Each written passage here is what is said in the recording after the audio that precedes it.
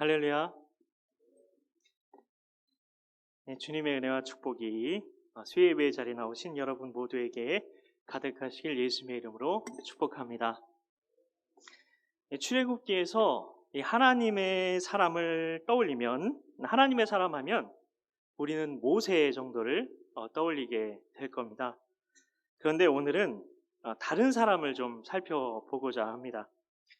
믿음의 조상 아브라함에게는 7명의 아들이 있었는데요 라는 노래를 아시죠?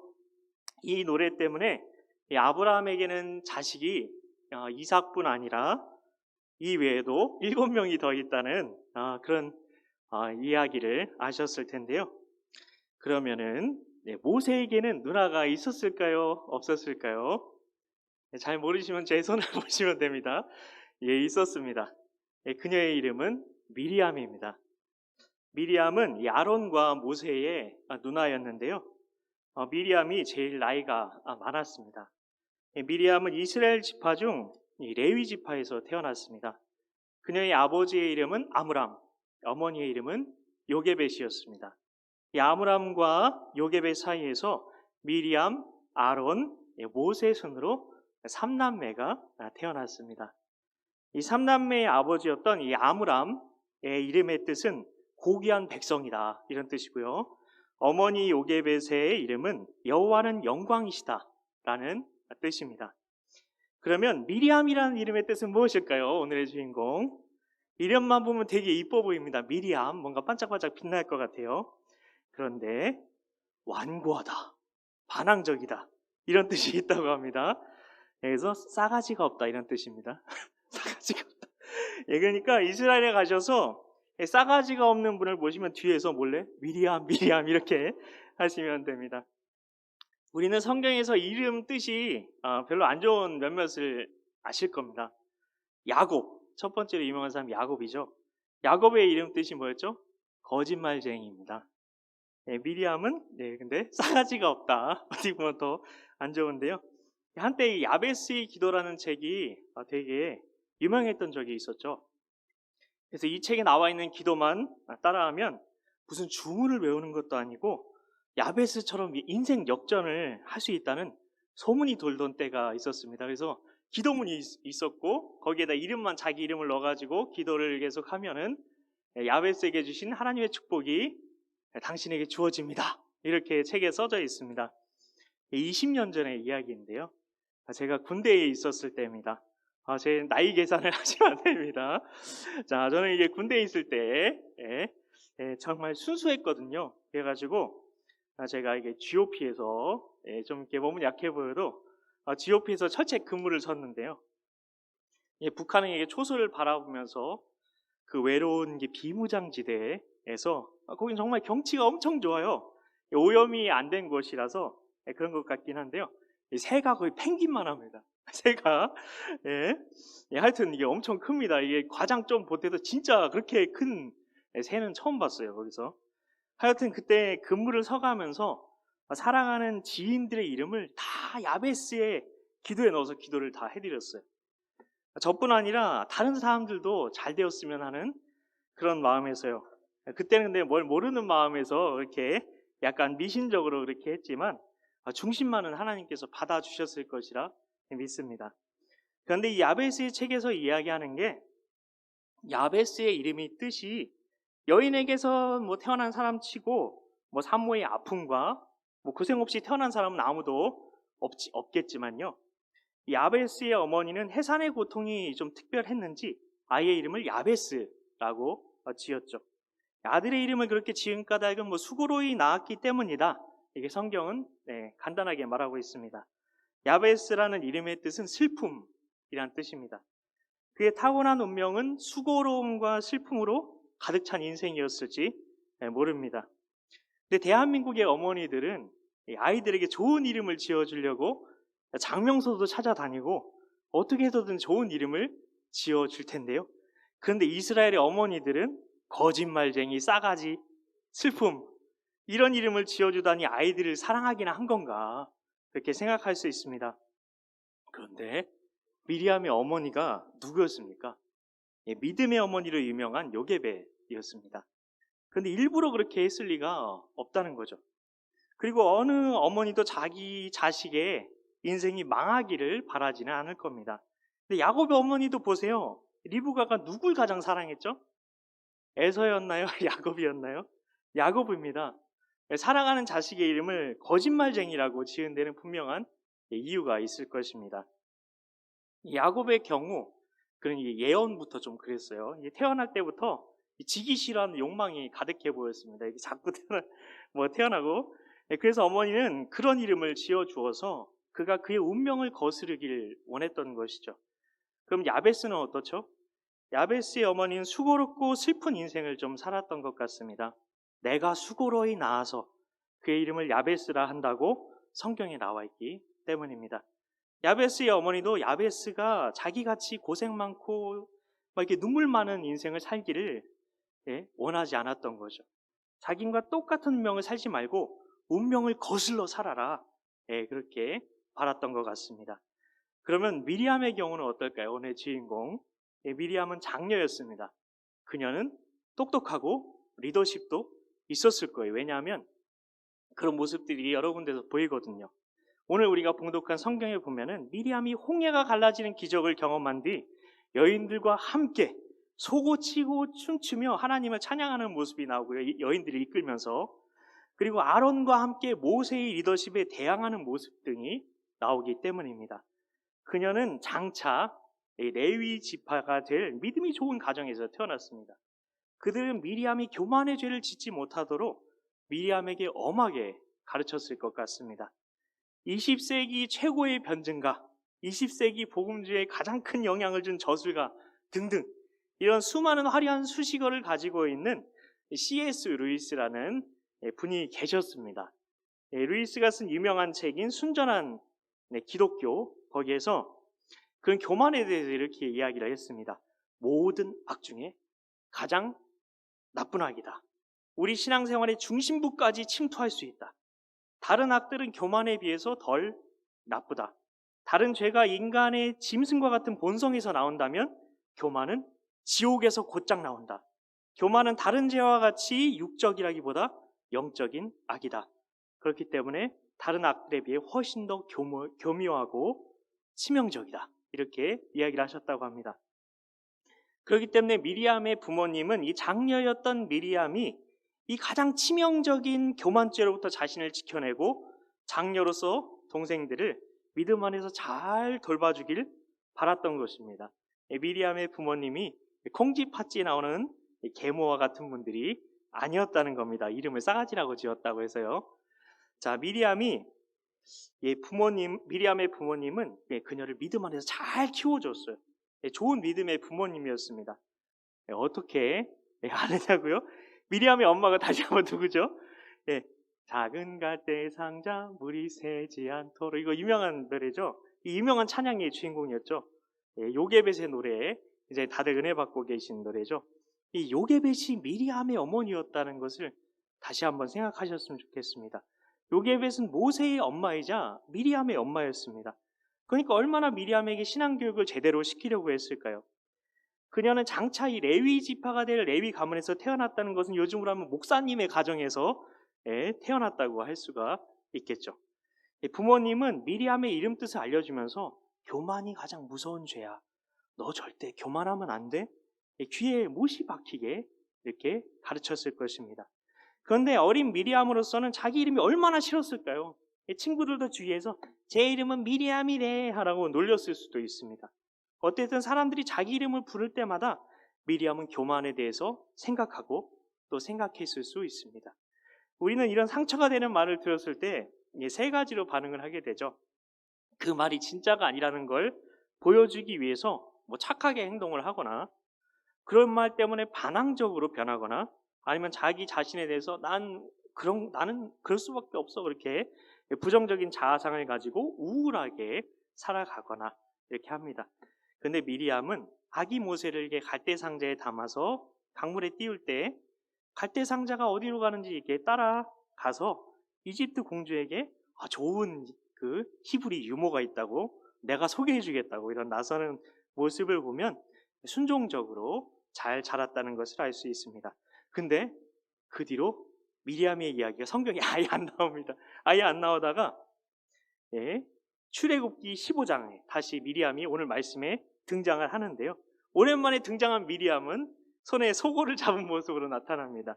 소고는 히브리 말로 토프인데요. 토프. 뭔가 툭툭 치는 것 같죠? 이 악기는 이집트에서 온 악기라고 합니다. 이 탬버린 같은 작은 북이었다고 생각하시면 되는데요. 우리나라 전통 악기로는 소고가 가장 비슷해서 그렇게 소고로 이렇게 번역을 했다고 합니다. 사물놀이 할 때 손에 들고 치는 작은 북 있잖아요. 그게 바로 소고인데요. 그래서 일단은 성경에 소고라고 나와 있으니 소고라고 이렇게 하겠습니다. 미리암은 소고를 들고 여인들과 함께 춤을 추면서 하나님께 찬양을 합니다. 무슨 일 때문에 이렇게 한 거였죠? 하나님께서 홍해를 가르셔서 그 길로 이스라엘 백성들이 건너가는 놀라운 기적을 경험한 것뿐 아니라 이스라엘 백성들을 추격해오던 대이집트의 전차부대를 가장 강력했던 당시에 대전차부대를 하나님께서 홍해의 물로 완전히 수장시켜 버리심으로 엄청난 승리를 안겨주셨기 때문이었습니다. 미리암은 조용한 여인으로 자라지 않았습니다. 그 전에는 모세와 아론만 이스라엘 민족을 이끄는 지도자인 줄 알았을 거예요. 이스라엘 백성들이. 실제로 하나님께서는 모세를 불러주시고 아론도 불러주셨습니다. 그런데 미리암에 대해서는 아무 말씀도 없으셨었죠. 미리암은 모세가 떨기나무에서 하나님을 만나고 다시 이집트로 돌아와서 아론과 함께 이집트에서 일어난 그 10가지 대재앙을 통해서 하나님께 쓰임받는 것을 곁에서 보면서 그들이 부러웠을 겁니다. 나도 할 수 있는데. 비방했죠. 여기서 비방했다는 말이 뭘까요? 너무 충격적입니다. 히브리 말은 다바르예요. 다바르. 다바르는 말씀이란 뜻이죠. 다 바르게 한다 해서 말씀. 다바르. 이렇게 기억하시면 쉽게 기억하실 수 있는데요.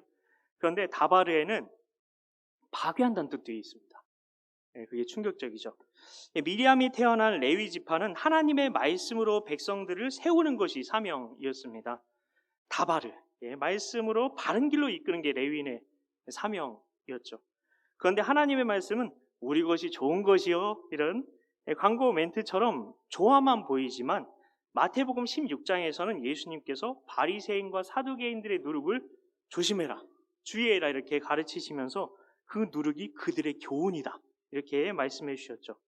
바리새인은 율법에 대해서 누구보다 잘 알았죠. 성경 박사였어요. 율법 박사였어요.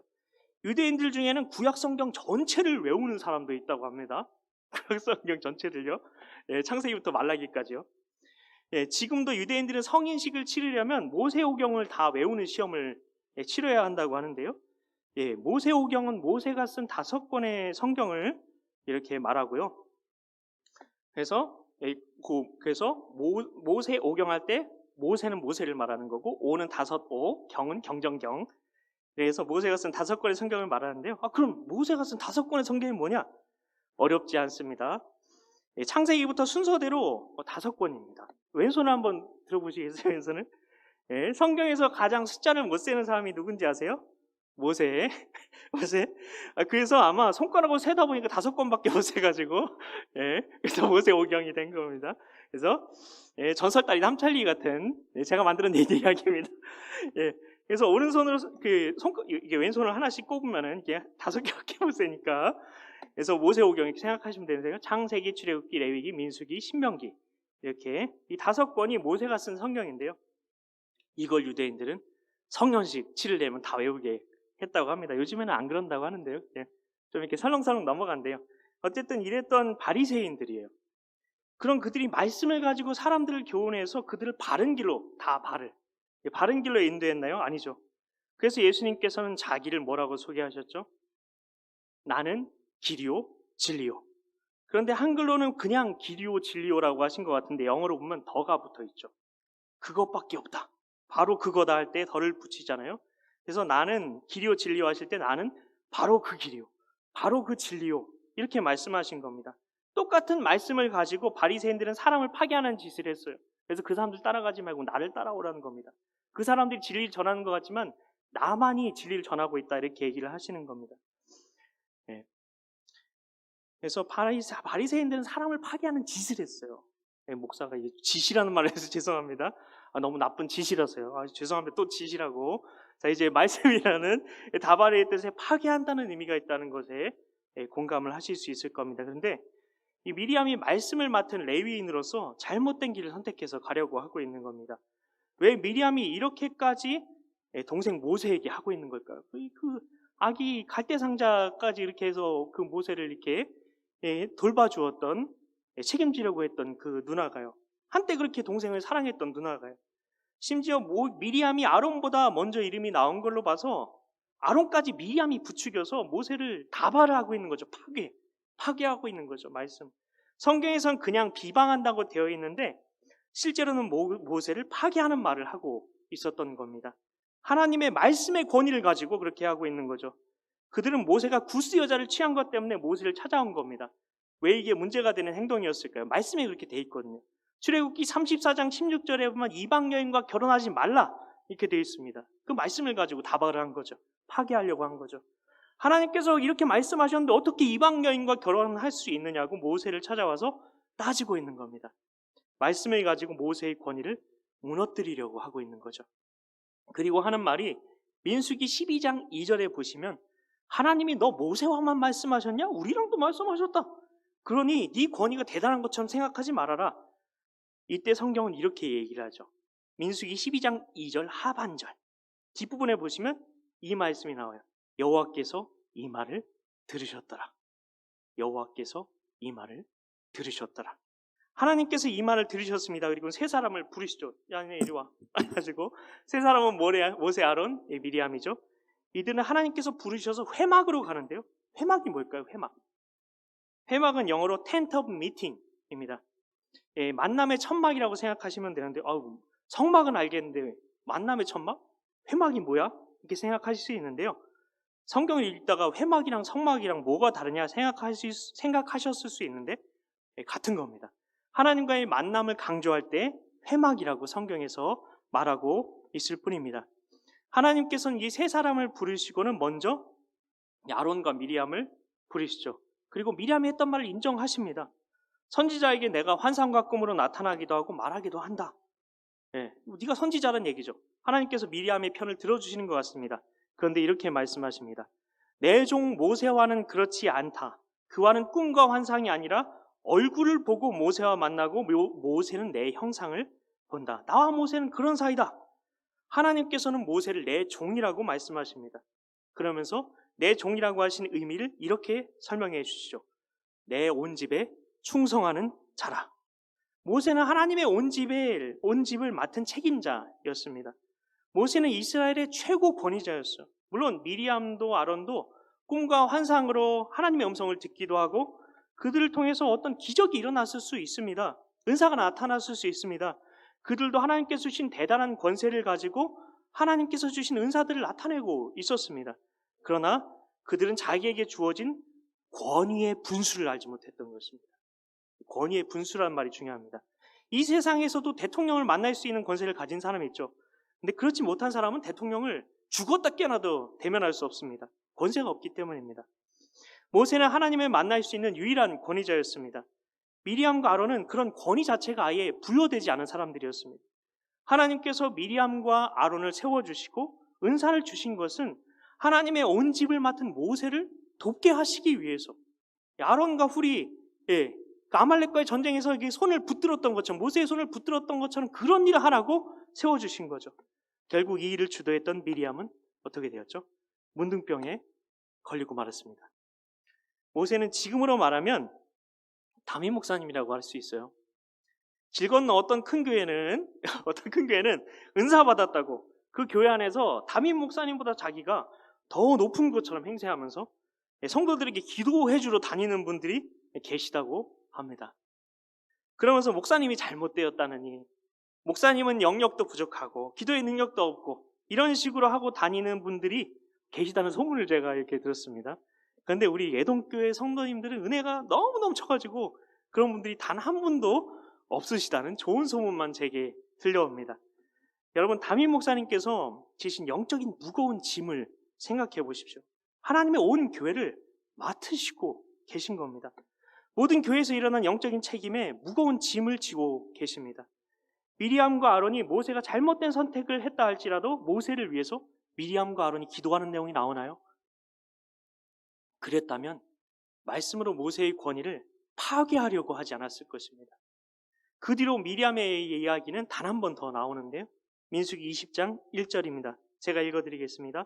첫째 달에 이스라엘 자손 곧 온 회중이 신광야에 이르러 백성이 가데스에 이르더니 미리암이 거기서 죽음에 거기에 장사되니라. 네, 끝난 겁니다. 하나님께서는 미리암의 기질을 보시고 미리암이라는 싸가지가 없다는 이름까지 그의 부모님을 통해 이름을 짓게 하시기까지 미리암이 말씀으로 사람을 파괴하는 것이 아니라 말씀으로 사람을 세우는 길로 가기를 원하셨습니다. 그럼 우리는 말씀으로 파괴가 아니라 사람을 세우는 축복의 통로가 되어야 할 텐데 그럼 어떻게 하는 게 사람을 세우는 길일까요? 요즘은 유튜브 때문에 큰 교회 목사님, 스타 강사들의 메시지를 많이 들을 수 있습니다. 그러면서 우리 목사님 설교 별로야 뭐라고 생각하기도 합니다. 그러나 하나님께서 나를 위해 세우신 목자는 누구입니까? 예동교회 담임 목사님입니다. 물론 예수님이 목자장이시지만 하나님께서 이 교회를 맡긴 하나님의 종은 담임 목사님입니다. 양은 자기 목자를 통해 꿀을 공급받게 되어 있습니다. 우리는 이미 예동 공동체라는 약물에 속해 있습니다. 이미 우리가 예동교회에 등록했을 뿐 아니라 오랜 시간 신앙생활에서 직분까지 받았으면 끝난 거예요. 부서별로 봉사까지 하고 계시다면 성결교단 성도를 성결인이라고 부르는 것처럼 이미 예동인이십니다. 자꾸 가난한 성도 되려고 하지 마세요. 그러면 당연히 우리의 목자는 담임 목사님인데 우리가 담임 목사님이 아니라 다른 목자에게서 꿀을 얻을 수 있겠습니까? 하나님은 그렇게 절대 안 하십니다. 아무리 유튜브 좋은 설교 같아도 그런 걸로 내 영적으로 채워지지 않아요. 그럼 우리가 가장 소중하게 여기고 가장 따라야 할 분이 누구이겠습니까? 담임 목사님입니다. 나는 담임 목사님을 위해서 얼마나 기도하고 있습니까? 우리가 담임 목사님을 위해서 기도한 분량만큼 담임 목사님에게서 은혜도 받을 수 있는 겁니다. 결국 믿음의 문제라는 겁니다. 목사님을 통해서 모든 은혜와 축복을 하나님께서 부어주신다. 우리 교회의 영적인 은혜와 축복의 유일한 통로는 담임 목사님 뿐이다. 정말 이렇게 믿고 신앙생활하고 예배에 참석하고 계십니까? 이런 마음으로 목사님 자랑하고 교회 자랑하면 교회 당연히 부흥합니다. 다른 거 없습니다. 성도 여러분, 우리는 오늘 미리암을 통해서 하나님께서 교회에 세우신 목자인 담임 목사님에 대해서 어떤 태도를 가져야 되는지에 대해서 살펴보았습니다. 미리암에게서 볼 수 있는 것처럼 우리가 하나님의 은혜 가운데 살지 못하게 하는 가장 영적인 무서운 죄는 교만입니다. 하나님께서는 우리를 영적으로 살찌우고 건강하게 자라게 하기 위해서 허락하신 그 목사님을 소중히 여기길 원하십니다. 이게 하나님의 뜻입니다. 하나님께서 우리에게 허락하신 영적인 목자인 담임 목사님을 통해서 우리에게 은혜와 축복을 주십니다. 그러기 위해 우리에게 필요한 것은 담임 목사님을 위한 기도입니다. 그 기도의 분량입니다. 이 기도의 분량만큼, 이 믿음만큼 하나님께서 우리 교회에 축복을 부어 주시는 것입니다. 이 예동교회의 진정한 부흥이 임하기 위해 우리가 기억해야 될 중요한 한 가지가 있습니다. 바로 우리 교회의 영적인 은혜와 축복을 부어주시는 유일한 통로. 내 삶에 하나님께서 은혜를 부어주신 유일한 통로는 담임 목사님입니다. 이 한 가지 진리, 우리 신앙의 어머니들은 다 알고 계셨어요. 하지만 지금은 잊혀졌어요. 이 진리를 다시 붙드시고 영적인 질서를 통해 부어주신 하나님, 질서의 하나님이시잖아요. 그 하나님의 은혜와 축복 가운데 살아가시길 진심으로 예수님의 이름으로 축복합니다. 함께 기도하겠습니다. 찬양하면서 기도하겠습니다. 나는 예배자입니다.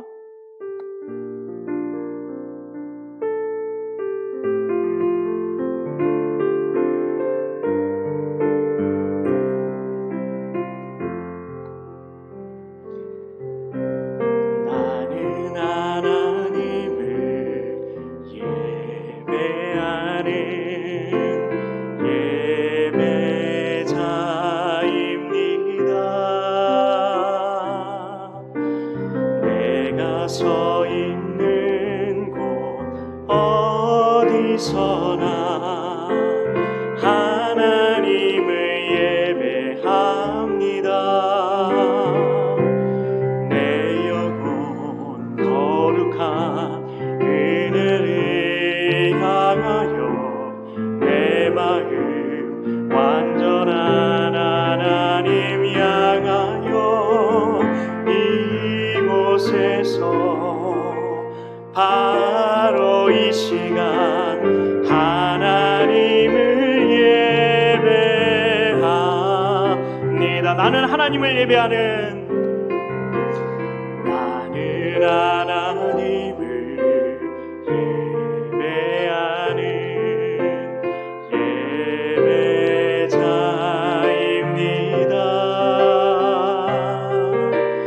내가 서 있는 곳 어디서나 하나님을 예배합니다. 내 영혼 거룩한 은혜를 향하여 내 마음 완전한 하나님 향하여 이곳에서 바로 이 시간 하나님을 예배합니다. 나의 평생에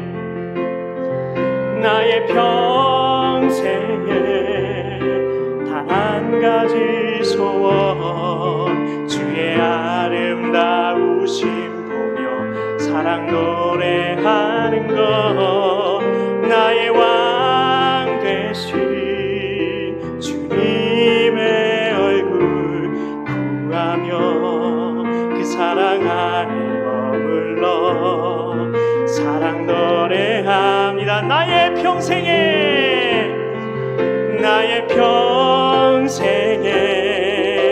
단 한 가지 소원, 주의 아름다우심 보며 사랑 노래하는 것, 나의 왕 되신 주님의 얼굴 구하며 그 사랑 안에 머물러 사랑 노래합니다. 나의 평생에, 한 번 더 고백합니다. 나의 평생에 단 한 가지 소원, 주의 아름다우심 보며 사랑 노래하는 것, 나의 왕 되신 주님의 얼굴 구하며 그 사랑 안에 머물러 사랑 노래합니다.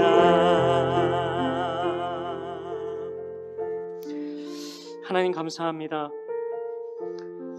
오늘 말씀을 통해서 하나님, 우리가 하나님 은혜 가운데 하나님께서 살게 하시기 위해서 하나님 날마다 우리를 은혜로 채우길 원하시는데, 우리 담임 목사님 세워주셨는데 하나님, 우리가 그 은혜 가운데 살지 못하게 하는 아버지 그 영적인 장애물이 무엇인지에 대해서 우리가 살펴보았습니다.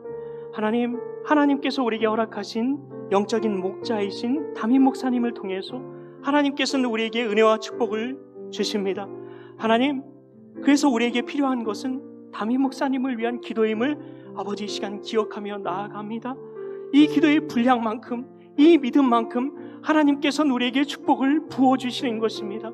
이 애동교회 진정한 부흥이 임하기 위해 우리가 기억해야 할 중요한 한 가지, 우리 교회에 영적인 은혜와 축복을 부어주시는 유일한 통로, 내 삶에 하나님께서 은혜를 부어주신 유일한 통로는 담임 목사님이라는 하나님이 진리, 우리의 신앙의 어머님들은 다 알고 계셨지만 지금은 잊혀진 이 진리를 우리가 다시금 붙들며 나아가길 원합니다. 그리하여 영적인 질서를 통해 부어주시는, 질서에 하나님께서 부어주시는 하나님의 은혜와 축복 가운데 살아가는 우리 모두가 될 수 있도록 하나님 우리를 아버지 하나님의 뜻 가운데를 인도하여 주시옵소서. 하나님 주님께서 원하시는 것이 아버지 정말 무엇인지 하나님 이 시간 밝히 보여주시옵소서. 성령으로 조명하여 주시옵소서. 아버지 권위가 무너지고 있는 시대입니다. 하나님께서 권위를 얼마나 중요하게 생각하시는지, 영적인 권위와 질서를 통해서 하나님께서 은혜를 부어주신다는 아버지 주님, 이 가장 아버지 기본적인 신앙의 기본적인 이 진리를 우리가 다시금 기억하며 나아가게 해 주시옵소서. 하나님 앞에 살아있는 예배 드려야 하는데, 하나님, 우리가 비대면으로 하나님 정말 아버지 예배 드리는 것에 안주하고 있지 않습니까? 그것만으로 하나님께 나는 예배 드렸어, 이걸로도 충분해. 하나님은 사랑의 하나님, 은혜 하나님이시니까 그래도 은혜 주실 거야 생각하면서 이곳에서 우리가 살아있는 예배 드릴 수 있음에도 불구하고, 하나님, 우리를 산 제물로 하나님께 드리라고 말씀하셨는데, 하나님, 우리가 정말 이곳에서 드리는, 바로 이곳에서 하나님께 드리는 그 예배, 살아있는 예배, 목사님을 통해서 하나님께서 그 말씀을 통해서 우리에게 그 말씀을 통해서 우리 축복하시고, 축복을 통해서 하나님께서 우리에게 부어주시는 그 축복, 아버지, 우리에게 흘려 보내주고 싶으신데, 하나님, 우리가 그것을 아버지 주님 받기를 아버지 거절하고 있진 않은지, 또는 속고 있진 않은지 우리 자신을 돌아보게 해주시옵소서. 주님께서 진짜 원하시는 것이 무엇인지, 하나님, 내 안식일을 기억하여 거룩하게 지키라 말씀하신 그 주님의 부르심 앞에, 예배자로서의 부르심 앞에 우리가 온전히 믿음으로 반응할 수 있는 우리 모두가 될 수 있도록 하나님 도와주시옵소서. 주님 도와주시옵소서. 믿고 감사드리오며 예수님의 이름으로 기도하옵나이다. 아멘. 하늘에 계신 우리 아버지, 아버지의 이름을 거룩하게 하시며 아버지의 나라가 오게 하시며 아버지의 뜻이 하늘에서와 같이 땅에서도 이루어지게 하소서. 오늘 우리에게 일용할 양식을 주시고, 우리가 우리에게 잘못한 사람을 용서하여 준 것 같이 우리 죄를 용서하여 주시고, 우리를 시험에 빠지지 않게 하시고 악에서 구하소서. 나라와 권능과 영광이 영원히 아버지의 것입니다. 아멘.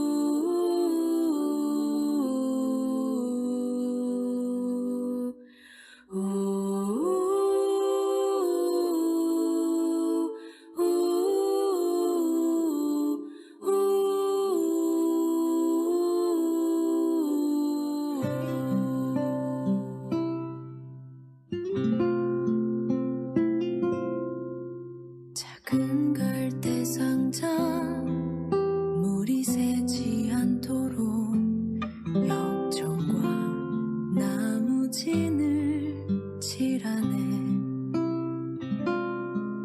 어떤 마음이었을까 그녀의 두 눈엔 눈물이 흐르고 흘러.